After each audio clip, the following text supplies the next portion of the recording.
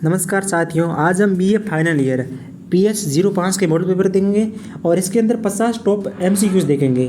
मैंने आपको पहले ही बताया था कि हम 50 क्वेश्चन लेके आएंगे जो एग्ज़ाम के अंदर अति महत्वपूर्ण होंगे।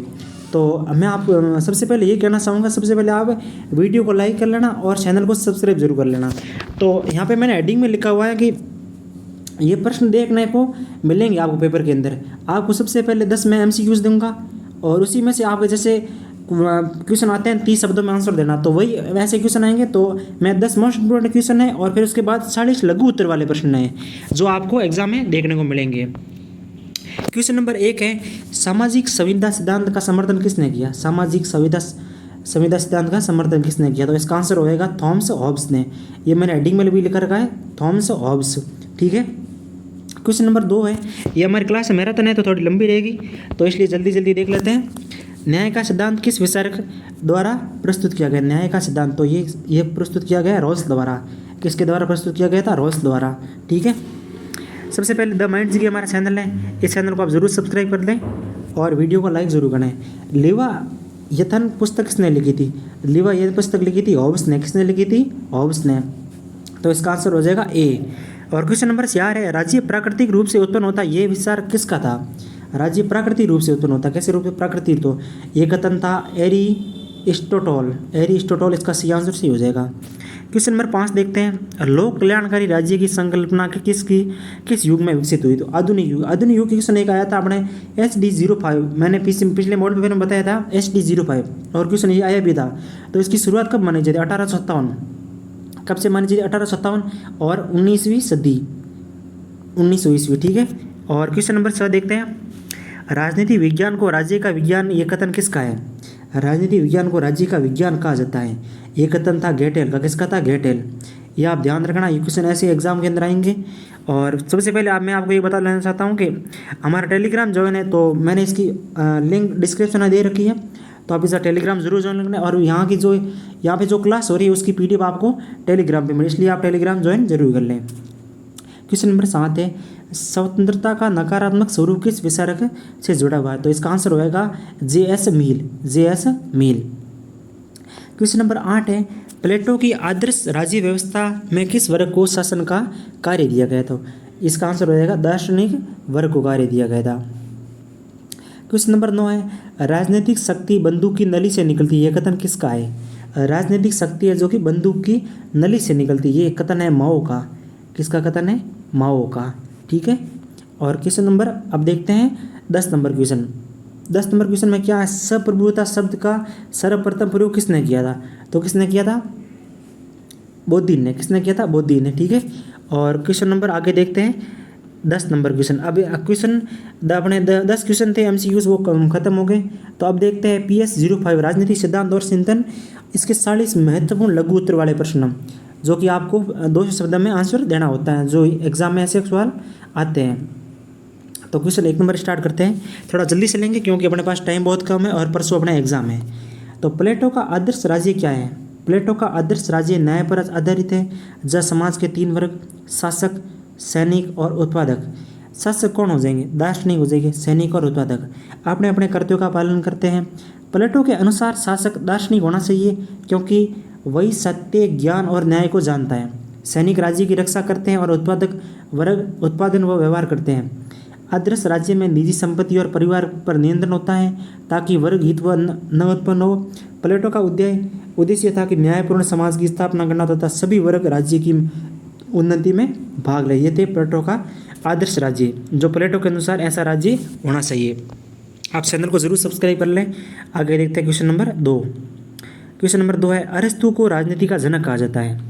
क्वेश्चन नंबर 2 है, अरस्तु की राजनीतिक विचारधारा पर अपने को प्रकाश डालना है। तो अरस्तु को राजनीति का जनक कहा जाता है। उसने राज्य को एक नैतिक संस्था माना है जिसका उद्देश्य व्यक्ति के नैतिक एवं बौद्धिक विकास को सुनिश्चित करना है। वह राज्य को प्रकृति का स्वाभाविक उत्पाद मानता है। अरस्तु का मानना है कि मनुष्य स्वाभाविक रूप से एक सामाजिक प्राणी है। उसने सब प्रकार की सरकारों का वर्णन किया है। 3 सबसे श्रेष्ठ हैं, राजतंत्र, अरिस्टोक्रेसी, पॉलिटी, और 3 भ्रष्ट रूप है, तानाशाही, कुलीन तंत्र, लोकतंत्र और मध्य वर्ग की सत्ता सबसे उत्तम मानता है। और अरस्तु तर्क, अनुभव और विवेक पर आधारित व्यावहारिक राजनीति में विश्वास करता है। आप टेलीग्राम को जरूर ज्वाइन कर लें। मैं उम्मीद करता हूँ कि आपने टेलीग्राम जरूर ज्वाइन कर लिया होगा। क्वेश्चन नंबर 3 है, मैकियावेली की कूटनैतिक राजनीति क्या है? मैकियावेली की कूटनीति का मुख्य आधार था यथार्थवाद। वह राजनीति को नैतिकता से अलग मानता और राज्य के हित को सर्वोपरि मानता। उसकी प्रसिद्ध पुस्तक है द प्रिंस। उसकी पुस्तक प्रिंस है, द प्रिंस पुस्तक है उसकी। उसने शासक को सुझाव दिया कि वह सत्ता बनाए रखने के लिए छल, बल, हिंसा, धोखा जैसे उपाय भी अपना सकता है। उसने लिखा कि राजनीति में सफलता के लिए साधन का औचित्य परिणाम से तय होता है। वेरी वेरी इंपॉर्टेंट लाइन है, इसलिए मैंने क्वेश्चन को यहाँ पे इस लाइन को हाईलाइट कर रखा है। वह आदर्शवाद की आलोचना और करता है। वह शक्तिशाली चतुर व व्यवहारिक शासन की वकालत करता और इससे मैकियावेली को आधुनिक राजनीति का जनक कहा जाता है। अब क्वेश्चन नंबर 4 देख लेते हैं। क्वेश्चन नंबर 4 है, थॉमस होब्स का राजनीतिक संविदा सिद्धांत समझाना अपने को। तो क्वेश्चन नंबर 4 का आंसर हो जाएगा, थॉमस होब्स के अनुसार प्राकृतिक व्यवस्था में मनुष्य स्वार्थी, असुरक्षित और संघर्षशील था। जीवन निष्ठुर, संक्षिप्त और आसान था। इससे बचने हेतु लोगों ने आपसी समझौते द्वारा सामाजिक संविदा की, जिससे अंतर्गत उन्होंने अपनी सभी शक्तियों एवं सर्वशक्तिमान प्रभुत्व को सौंप दी। होब्स के अनुसार शासक की शक्ति पूर्ण और निरंकुश होनी चाहिए, जिससे वह समाज में शांति और व्यवस्था बनाए रख सके। उसकी प्रसिद्ध पुस्तक है लेवाथन में यह सिद्धांत विस्तार से वर्णित है और होब्स का दृष्टिकोण निराशावादी और अधिकारान्वित था। आप टेलीग्राम को जरूर ज्वाइन कर लें, वहाँ से आप इस क्लास की PDF की लिंक ले सकते हैं। ठीक है, मैंने आपको लिंक इसकी डिस्क्रिप्शन में दे रखी है, तो वहाँ से आप जो लिंक है वहाँ पे क्लिक करके वहाँ से आप PDF प्राप्त कर सकते हैं टेलीग्राम में जाके। जॉन लॉक के सामाजिक संविदा सिद्धांत की व्याख्या कीजिए। जॉन लॉक ने सामाजिक संविदा को प्राकृतिक अधिकारों के संरक्षण का माध्यम माना है। उसके अनुसार प्राकृतिक व्यवस्था में मनुष्य सम्मान और तर्कशील था, लेकिन निजी संपत्ति के विवाद से संघर्ष उत्पन्न हुआ। अतः उन्होंने सरकार की स्थापना के लिए संविदा की, जिसमें व्यक्ति ने न केवल कुछ अधिकार सरकार को सौंपे, यदि सरकार उसके जीवन, स्वतंत्रता व संपत्ति की रक्षा न करे तो जनता के विद्रोह का अधिकार है। कि इस लॉक का विचार लोकतांत्रिक और उदारवादी है, जो आधुनिक संवैधानिक सरकार की नींव को रखता है। अब क्वेश्चन नंबर हमारा 6 है, रूसो का सामाजिक संविदा सिद्धांत क्या है? तो रूसो एक आपके टॉपिक लगता है, रूसो उसके अंदर ये लेखक है। तो रूसो के अनुसार प्रारंभिक व्यवस्था में मनुष्य स्वतंत्र और शांतिपूर्ण जीवन जीता है, परंतु संपत्ति की अवधारणा ने असमानता और संघर्ष को जन्म दिया है। इससे बचने के लिए लोगों ने सामाजिक संविदा की ओर एक सामूहिक हिस्सा, कैसी हिस्सा? सामूहिक हिस्सा, जो कि जनरल विल को सर्वसत्ता के रूप में स्वीकार किया है। रूसो का राज्य जन हिस्सा के अधीन होता है और वह सच्चे लोकतंत्र को समर्थन करता है। रूसो व्यक्ति की स्वतंत्रता को अत्यधिक महत्व देता है, परंतु उसकी सामूहिक हिस्सा की अवधारणा आलोचना का विषय रही है। क्वेश्चन नंबर 7 है, जॉन स्टुअर्ट मिल का स्वतंत्रता सिद्धांत स्पष्ट कीजिए। मिल के अनुसार स्वतंत्रता का अर्थ है कि व्यक्ति की आत्मविकास की स्वतंत्रता। वह कहता है कि समाज को केवल तब हस्तक्षेप करना चाहिए जब किसी की स्वतंत्रता से दूसरों को हानि हो। और उसकी पुस्तक है ऑन लिबर्टी में उसने अभिव्यक्ति, विचार और सहन की स्वतंत्रता को आवश्यक बताया है। मिल न्यूनतम राज्य हस्तक्षेप और अधिकतम व्यक्तिगत स्वतंत्रता का समर्थक है। वह उदारवाद का प्रबल समर्थक था और उसकी विचारधारा आज भी लोकतंत्र व्यवस्था के लिए प्रेरणादायक है। क्वेश्चन नंबर 8 है, हेरोल्ड लॉस्की राज्य की भूमिका पर विस्तार कीजिए। हेरोल्ड लॉस्की का मानना है कि राज्य का केवल कानून और व्यवस्था बनाए रखना नहीं है, बल्कि उसे नागरिकों के सामाजिक, आर्थिक, नैतिक कल्याण के लिए कार्य करना चाहिए। जिससे उसने प्लूरिज्म, जो कि उसका हिंदी में अनुवाद होता है बहुलतावाद, का समर्थन किया।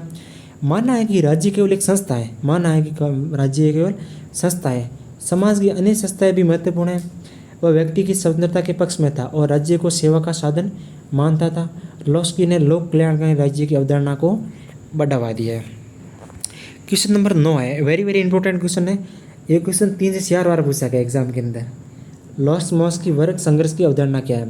कॉल मार्क्स की वर्ग संघर्ष की अवधारणा क्या? तो इसका आंसर देखते हैं। मार्क्स का मानना है कि संपूर्ण इतिहास वर्ग संघर्ष का इतिहास है। कैसा इतिहास है? वर्ग संघर्ष का इतिहास है। समाज में 2 वर्ग हैं, एक है शोषक और दूसरा है शोषित। शोषक होता है पूंजीपति और शोषित होता है मजदूर, जो कि आपस में हमेशा टकराते रहते हैं। मजदूरी वर्ग उत्पादन के साधनों का मालिक है, पूंजीपति होता है वर्ग जो उत्पादन के साधनों का मालिक है, और मजदूर वह वर्ग है जो उसकी शोषण प्रणाली का शिकार है। ये संघर्ष समाजवाद और अंततः साम्यवाद की ओर ले जाता है। मार्क्स ने ऐतिहासिक भौतिकवाद और वैज्ञानिक समाजवाद का प्रतिपादन किया। उसकी विचारधारा आज भी दुनिया भर के वामपंथी आंदोलनों का प्रेरणा रही है। अब क्वेश्चन नंबर 10 देख लेते हैं। राज्य का मार्क्स का राज्य के प्रति दृष्टिकोण क्या था? तो इसको दृष्टिकोण क्या था, इसका वेरी वेरी इंपॉर्टेंट क्वेश्चन है। तो मार्क्स के अनुसार राज्य एक वर्गीय संस्था है जो शोषक वर्ग के हितों की रक्षा करता है। पूंजीपति राज्य पूंजीपतियों का उपकरण है जो शोषण को वैधता प्रदान करता है।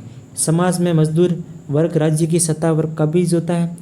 अतः जब वर्गहीन समाज की स्थापना हो जाती है, जब समाज के अंदर गंदे लोग आ जाते हैं, जब स्थापना हो जाती है, तब तो राज्य की आवश्यकता समाप्त हो जाती है। और इससे क्या है कि प्रक्रिया को राज्य का लोभ इंग्लिश में बोले तो विथरिंग अवे ऑफ स्टॉप कहा जाता है, जो कि मार्क्स की अवधारणा का क्रांतिकारी थी और दुनिया में कई कम्युनिस्ट क्रांतियों का भी आधार बनी है।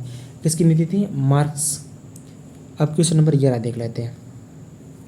स्वतंत्रता और समानता में संबंध स्पष्ट करना अपने को। स्वतंत्रता और समानता में संबंध स्पष्ट करना है, तो इसका स्पष्ट हो जाएगा कि स्वतंत्रता और समानता दोनों लोकतंत्र के आधार स्तंभ है। स्वतंत्रता और समानता दोनों लोकतंत्र के स्तंभ है। स्वतंत्रता के बिना व्यक्ति अपनी इच्छाओं को व्यक्त नहीं कर सकता, और समानता के बिना स्वतंत्रता केवल कुछ लोगों तक सीमित रह सकती है। क्या? स्वतंत्रता सकारात्मक स्वतंत्र समान अवसरों के बिना अधूरी है। समानता सभी नागरिकों एक समान अधिकार है, अवसर न्याय प्रदान करती हैं, इसलिए स्वतंत्रता और समानता पूरक हैं, विरोधाभासी नहीं है। दोनों से संतुलन से ही सशक्त लोकतंत्र का समाज बनता है। ये क्वेश्चन आ सकता है, स्वतंत्रता और समाज में अपने को अंतर व्यक्त करना है, तो ये इसका हो जाएगा अंतर व्यक्त। क्वेश्चन नंबर 12 है, न्याय की अवधारणा क्या है? तो न्याय की अवधारणा क्या है? तो न्याय का अर्थ है कि सभी को उनका उचित अधिकार स्थान देना। ये सामाजिक, आर्थिक और राजनीतिक संदर्भ में भिन्न भिन्न रूपों में प्रकट होता है। प्लेटो ने न्याय को अपने कार्यों से न हटना कहा, जबकि रॉस ने न्याय को न्याय के सिद्धांत थ्योरी ऑफ जस्टिस के रूप में प्रस्तुत किया, जहाँ पर व्यक्ति को समान अवसर व सबसे कमज़ोर वर्ग को अधिक लाभ की गारंटी दी जाती थी। न्याय समाज में शांति, संतुलन और नैतिक सुनिश्चित करता है। क्वेश्चन नंबर 13 है, लोक कल्याणकारी राज्य की विशेषताएं। ये क्वेश्चन इंपॉर्टेंट है। लोक कल्याणकारी राज्य की विशेषताएं क्या है? तो लोग इसका आंसर देख लेते हैं। लोक कल्याणकारी राज्य वह राज्य है जो नागरिकों के जीवन स्तर को ऊपर उठाने हेतु कार्य करता है, और इसकी प्रमुख विशेषता है कि सामाजिक सुरक्षा की व्यवस्था, शिक्षा व स्वास्थ्य की सुरक्षा, न्यूनतम मजदूरी की गारंटी, बेरोजगारी भत्ता, गरीबों के लिए सहायता और अवसर की समानता। ये राज्य केवल शासन नहीं करता बल्कि समाज की भी सेवा करता है। इसका उद्देश्य समाज में आर्थिक और सामाजिक न्याय की स्थापना करना। किसका? लोक कल्याणकारी राज्यों की विशेषता है। अब क्वेश्चन नंबर ये भी इंपॉर्टेंट है कि उदारवाद की प्रमुख विशेषता क्या है? क्वेश्चन पिछली बार आया था, उदारवाद की प्रमुख विशेषता क्या है? तो उदारवाद व्यक्ति की स्वतंत्रता, तर्क, निजी संपत्ति, लोकतंत्र और मानव अधिकारों में विश्वास रखता है। ये राज्य के न्यूनतम हस्तक्षेप और अधिकतम स्वतंत्रता का पक्षधर है। ये राजनीतिक उदारवाद स्वतंत्र चुनाव, प्रेस की स्वतंत्रता, धार्मिक स्वतंत्रता को बढ़ावा देता है। आर्थिक उदारवाद पूंजीवाद, खुली अर्थव्यवस्था और निजी उद्यम आधारित है, और आधुनिक उदारवाद राज्य की कल्याणकारी भूमिका को भी मान्यता देता है। क्वेश्चन नंबर 15 है, समाजवाद की विशेषता क्या है? समाजवाद की विशेषता क्या है? तो समाजवाद एक ऐसी विचारधारा है जो समाज में समानता, सामाजिक न्याय और राज्य के नियंत्रण में उत्पादन के साधनों को रखने की बात करता है। समाजवाद में धन का समान वितरण, शिक्षा और स्वास्थ्य की सुविधा सबके लिए है तथा निजी संपत्ति पर नियंत्रण जैसे पहलू शामिल हैं। यह शोषणहीन समाज की कल्पना करता है जहाँ हर व्यक्ति को आवश्यकता समाज रूप से उपलब्ध हो और जिससे राज्य का बड़ा हस्तक्षेप होता है। क्वेश्चन नंबर 16 है, साम्यवाद और समाजवाद में अंतर स्पष्ट कीजिए। एक तरफ है साम्यवाद और दूसरा है समाजवाद, इन दोनों में अंतर क्या है? साम्यवाद और समाजवाद का सरल रूप है। समाजवाद में क्या होता है कि राज्य उत्पादन के साधनों को नियंत्रित करता है, और जबकि साम्यवाद में होता है कि निजी संपत्ति पूरी तरह से समाप्त हो जाती है। समाजवाद में हर वर्ग मौजूद होते हैं और साम्यवाद में वर्गहीन समाज होता है। समाजवाद में लोकतंत्री प्रक्रिया बदलाव होता है और जबकि साम्यवाद क्रांति द्वारा होता है और दोनों का लक्ष्य होता है कि समानता और शोषण मुक्त समाज। लक्ष्य यहाँ पे लक्ष्य नाम है तो लक्ष्य यहाँ पे समानता और शोषण मुक्त समाज है, लेकिन साधन अलग अलग जरूर है। साधन हो सकते हैं अलग अलग, रास्ते होते हैं सबके, सही बात है। और गांधी जी राज्य के प्रति विचार क्या थे? गांधी जी के जो राज्य के प्रति विचार क्या थे? गांधी जी राज्य को आवश्यक बुराई मानते थे। उनका विश्वास था कि आदर्श समाज राम राज्य होगा। महात्मा गांधी का एक उद्देश्य था कि भारत का आने वाला भविष्य है ना, तो वो राम राज्य होना चाहिए होगा, जहाँ नैतिकता, अहिंसा और आत्मनियंत्रण में से शासन होगा। वे विकेंद्रीकरण, ग्राम स्वराज, स्वावलंबन, नैतिक नृत्य के समर्थक थे, जिन्होंने अहिंसा को राजनीति का मूल बताया। गांधी जी का राज्य सीमित हस्तक्षेप करता है और व्यक्ति की नैतिक स्वतंत्रता का भी सम्मान करता है। वह पश्चिमी राज्य व्यवस्था की आलोचना करते थे। अब क्वेश्चन नंबर 18 देखते हैं। गांधीवाद में सत्य और अहिंसा था। अहिंसा का महत्व क्या है? गांधी जी ने जो सत्य और अहिंसा के दो नियम दिए थे, तो गांधी जी के अनुसार क्या होता है कि सत्य का अंतिम लक्ष्य ही अहिंसा है। गांधी जी का जो अनुसार जो सत्य है वो जीवन का अंतिम लक्ष्य होता है, ठीक है, और अहिंसा उस तक पहुंचने का माध्यम है। जिन्होंने सत्य को ईश्वर के रूप में माना है और अहिंसा के अर्थ केवल शारीरिक हिंसा से दूर रखने नहीं, बल्कि मन, वचन और कर्म को हानि न पहुंचाना है। उनका संपूर्ण राजनीतिक संघर्ष, सत्याग्रह इन्हीं दो सिद्धांतों पर आधारित था। उनके लिए नैतिकता और आत्मबल ये सच्ची शक्ति थे। क्वेश्चन नंबर 19 है, मानव अधिकारों की परिभाषा लिखनी है अपने को। मानव अधिकार वे अधिकार होते हैं जो व्यक्ति को जन्म से प्राप्त होते हैं। उनमें जीवन का अधिकार और स्वतंत्रता, अभिव्यक्ति की आज़ादी, समानता, शिक्षा और काम आदि शामिल हैं। वे अधिकार सार्वभौमिक, अर्धन्यायी और गैर स्तरीय होते हैं। संयुक्त राष्ट्र मानव अधिकार शोषण घोषणा 1948 ने इन अधिकारों को वैश्विक मान्यता दी। आधुनिक लोकतंत्रों में इन अधिकारों को सुरक्षा संविधान द्वारा सुनिश्चित की जाती है। क्वेश्चन नंबर 20 है, पर्यावरण और राजनीति में क्या संबंध है? पर्यावरण और राजनीति एक महत्वपूर्ण विषय बन गया है। जलवायु परिवर्तन, प्रदूषण और संसाधनों का शरण, ये सभी मुद्दे जो कि नीतिगत हस्तक्षेप मांगते हैं। राज्य की नीतियाँ जैसे पर्यावरण संरक्षण अधिनियम, वन नीति, सतत विकास नीति, इसका निर्माण होता है वो राजनीतिक इच्छा शक्ति पर निर्भर करता है। और वैश्विक स्तर पर भी पर्यावरण राजधानी जैसे पेरिस समझौता है। आपको कमेंट बॉक्स में करना है कि पेरिस समझौता कब हुआ था। राजनीति के दायरे में आता है, अतः पर्यावरणीय मुद्दों पर जागरूक और उत्तरदायी राजनीति के लिए आवश्यक है। हमने आज देख रहे 30 क्वेश्चन और पीछे के जो 20 क्वेश्चन और रहे हैं, तो 20 क्वेश्चन हम कल देखेंगे। और ये इसका पार्ट 1 है जो कि मैराथन क्लास का, और इसके कल जो पार्ट 2 है कल आएगा। तो इसलिए आप चैनल को सब्सक्राइब कर देना, वीडियो को लाइक कर देना। तो मिलते हैं कल अगले वीडियो में, तब तक के लिए धन्यवाद। जय हिंद, जय भारत।